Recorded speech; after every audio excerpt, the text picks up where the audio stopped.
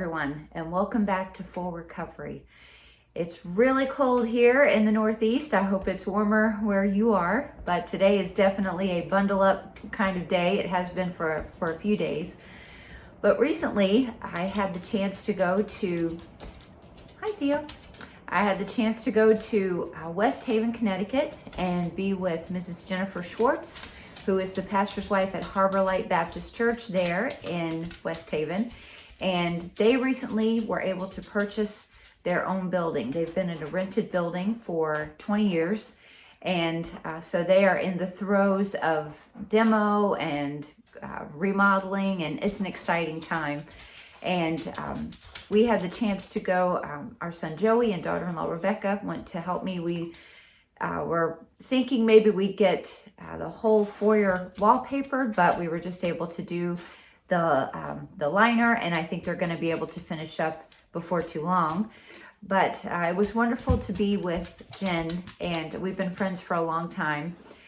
While we were going, anyway, I thought, why not get an interview with her and let more of you learn about her and know who she is, so that you can pray for them. Her husband is Pastor Dale Schwarz, and they do have 5 children. 2 of them are now away in college. And so it's a busy time, a time of transition, but an exciting time in their church. They started their church 20 years ago. We're in a rented building all this time, and now have this beautiful property. So I hope you'll enjoy learning from Jen. It's a quick interview, and we are going to do another part at a later date when I'm able to go back.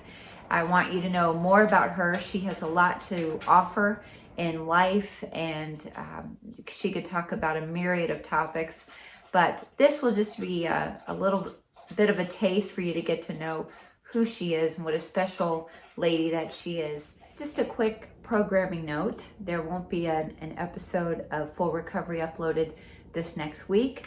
My husband and I will be visiting our youngest daughter, and this is her last semester in college. We'll be helping her with some wedding planning and things like that. So there won't be a new one, but I hope that this will give you some time to catch up on the old ones. And I thank you so much for your participation, your likes, your comments, your shares, your subscriptions. I can't believe we're nearing 700 subscribers, and that's exciting to me. It's very humbling also. But I thank you so much for that. And I hope you enjoy this video with Jen Schwarz. And please let her know that you enjoyed it, that you were strengthened, edified if you were.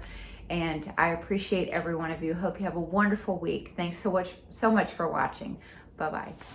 Well, we're here wallpapering at Harbor Light Baptist Church in West Haven, Connecticut. And yeah, it's fun. Mrs. Jen Schwarz is the pastor's wife, and I'm thankful that Joey and Rebecca came today to help us, because you don't know what we do without 4 sets of hands. But we're excited for the Schwartzes because how long were you in a rented building, Jen? Just over 20 years. 20 years. That's a long time. And you did have a great location as far as the area, and actually for a rented building, your building was nice. Yes. But there is nothing like when you start a church, when that day comes when you are in your own building. So yes, yeah, so it's exciting. So can you tell us how this all came about? The building and yes. Mm-hmm. I'm not sure how much detail you want me to go into here. Well, were you looking? We looked at, I think, 6 or 8 different buildings over the years. Mm-hmm. And every single time something unusual has happened. The church next door gave a bigger bid, and they used it for a team thing. The saddest one is probably not 3 miles from here. They sold it to Moss. Oh, wow. But we had been looking because in 2019, things had gotten really really low. And we were down to just a couple faithful families, which were either single adults or just like one of the spouses would come, they could be a kid. Okay. So we started questioning, how do you know if God is still in the course on something?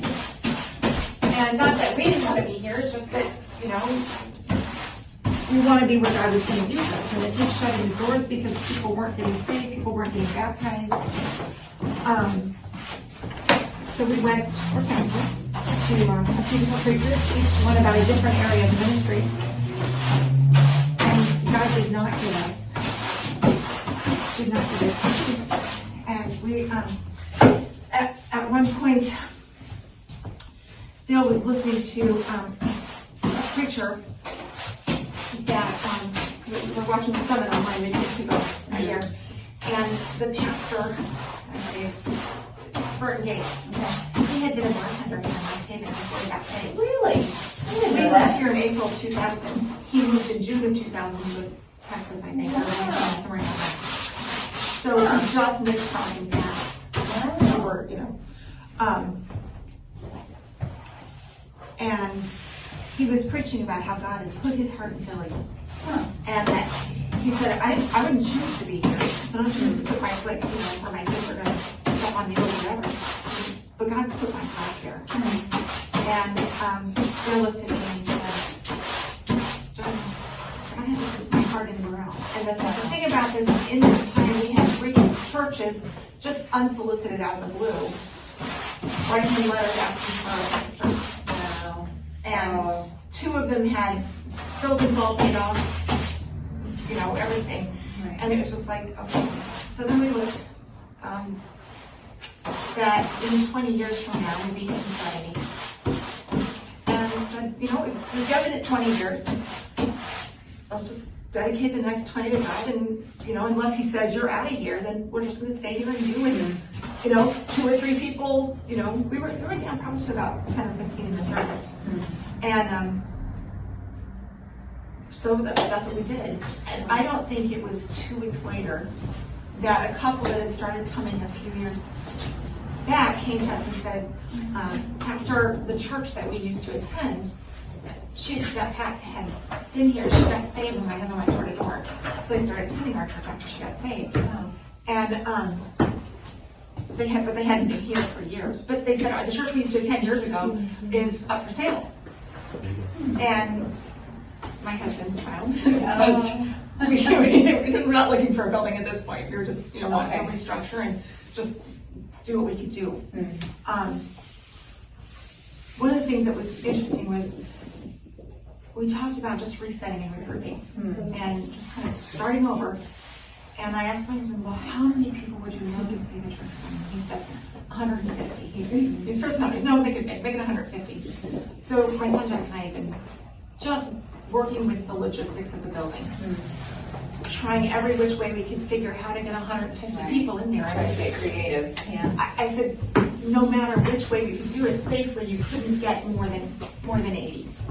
It just would be too full in more than 80. So we just prayed over it. I said, you've done what we could, Jack. Lord, you can see more than 80 in here. Just help us to use it and fill it up. And again, it was like just a week or 2 before. And well, then one of the men in the church kind of picked up on it and started, you know, just looking at Facebook and seeing what they wanted. He said, Pastor, they're talking about just wanting a church maybe to meet in here so it can stay a church. And so my husband went ahead and called them. And now they were wanting to sell. Wow. And I was like, you know, we can't pay right now. Right. And but one of the meetings we had with Pastor Townsley, and somewhere in the conversation, he mentioned that, you know, there's this building, and Townsley's like, he does real estate, so he's like, we'll go look at it. And we looked at it, and he just jumped on it. And he said, we could be praying about closing. Right. And he said, do you think God is in it? And he said, well, yeah, we dedicated 20 more years. He said, well, let's just see what God can do. He said, you're willing, let's do it. And he did. It's for the Townsley look what churches would be worth, and they told us to give them an offer. Oh. And so he gave them, they came with 450 for the terms of said, how about 250? And they said, okay. That's a miracle. Wow. Around here, That's a miracle. I think the cheapest, and they were small, other times, was 300, like 15 years ago. Mm-hmm. So it was just like, how can you not? Wow. And so then Brother Townsley said, okay. He said, I'm going to have my secretary help write a letter, and we're going to just see what we can do. And he gave my husband an envelope then and said, here's the first start to get you going. Wow. And within just a little over 2 months, we had 170,000 employees. What a blessing. One of the things that was really unique was, because it's important to people, our church people have a huge part in it. It's not just people doing. And like I said, it was pretty much 10 or 15 people. Right. Not wealthy people. Right. And one of the donors said, if your church will take an offering and you and the church people and their family, friends, friends can raise 10,000, I'll match it. And I'm like, wow, we can't raise $10,000. Wow. But we did. Wonderful. And so he matched that. And Wow. it's just, Brother Townsley knew my husband when he was a small child. His mom taught at Brother Townsley's school. And his I sister didn't taught know at Brother that. Townsley's school. Wow. Several other of the, just because he grew up in Meriden, Right. Went to church up there. Right. So God has just used people that knew him, that for imagining funds, that knew him when he was a little boy, and are just so excited about what he's doing. He had no clue when God put us up Their there. whole family has always had such a great testimony, and that's a I got blessing. spoiled. I got Yeah, blessed. that's amazing. What a blessing. So how long have you been married? 25 years. 25. And you have how many children? 5. 5 children, 3 boys, 2 girls. Yes. And your boys are all very tall. 6'4", 6'3", 6'1". Very tall boys. And your girls are just precious.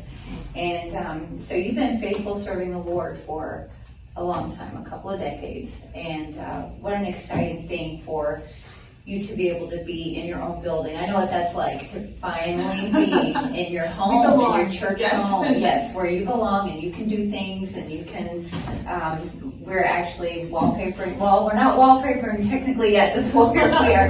We're still putting up the liner, we're not even going to finish that today, but what a beautiful building this is, and you've already done some beautiful work already, and what a privilege to serve the Lord. How did you and Brother Dale meet? At Bible college. I was a summer school between my freshman and sophomore year. We took summer school class, and this is his version. We sat next to each other. Oh. But he never said anything. Oh. And we met again 4 years later. So Wow. he actually saw me and decided he better say something. We were in the bookstore, and I was doing, I remember Mrs. Kelly had the thing where you took the felt and made flannel graph out of coloring book pages. I do remember that. My little sisters were 11 and 13 years younger than me, so I was doing that for them for Christmas. Oh. So I was making a bunch of photocopies, because I was doing like 2 or 3 stories for each of them. Okay. So I'm watching to see if somebody needs to use the printer since I'm hugging it. And I did see this fella in line that kept looking over, and I was like, oh no, he's going to need to use it. My mom was helping me. He's going to need to use the printer. He's going to need to use it. And sure enough, he figures he's getting change. He comes through and he walks over, and I'm like, let me just finish this and you can use it because I have a lot to do. And he's like, oh, I don't need to use the printer.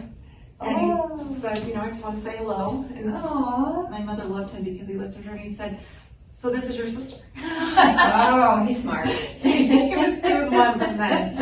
But I think what's funny to me is that was the day of Christmas break. And so obviously we left, and my dad said to me during Christmas break that there's this fella that had asked him if he could ask me out. Well, my dad spilled the beans who it was, and it was not a person I wanted to ask me out. Oh.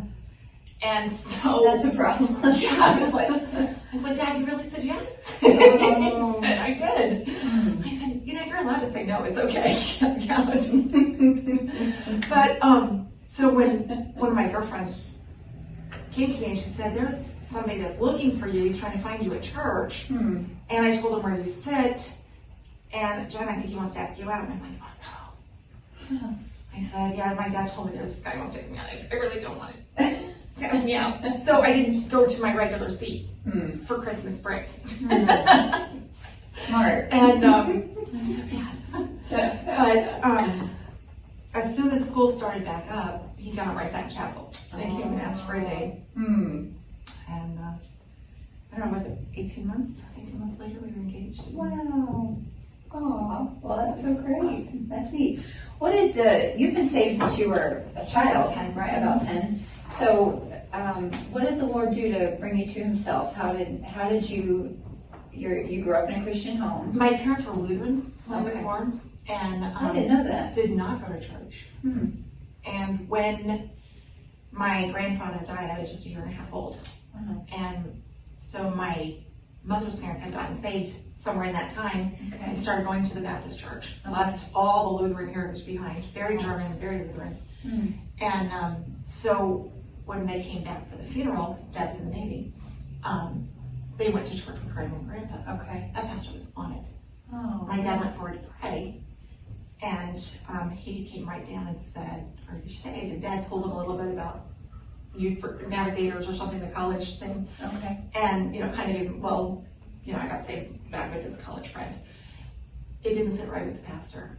He went by the house that afternoon to my grandparents' house while my dad was there visiting and made sure.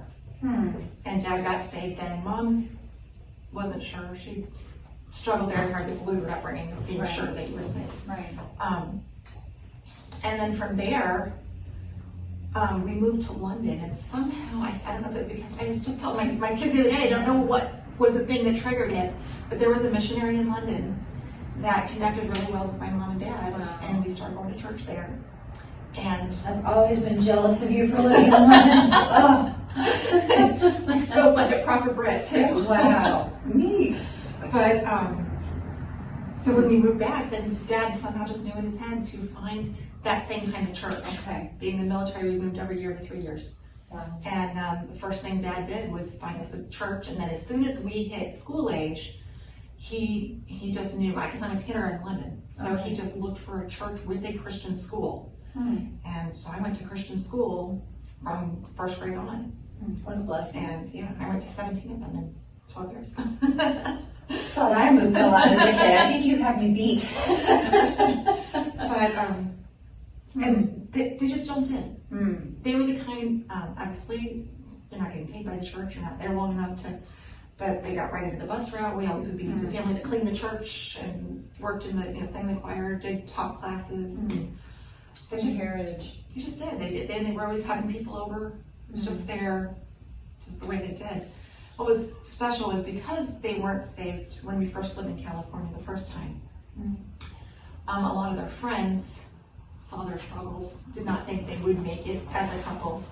And then they've gotten saved, and so I was a year and a half old, 2 years, when we moved away from California. And I was 8, almost 9 when we moved back the next time. Okay. And my parents were able to go visit those same friends and be a testimony and see someone that's saved, because they were like, no way, we didn't think you guys would even be married, let alone. So, it made a huge difference in for Christ. The Lord had some Big plans for them. And we have something in common. We have both sent our moms to heaven, which is not an easy thing to get through. But your mom has been in heaven how long? Since 2015. 2015, and mine since 2017. I hope they've met. Every sure. time I think about a new person, I'm like, I'm sure my mom has made way over to meet them.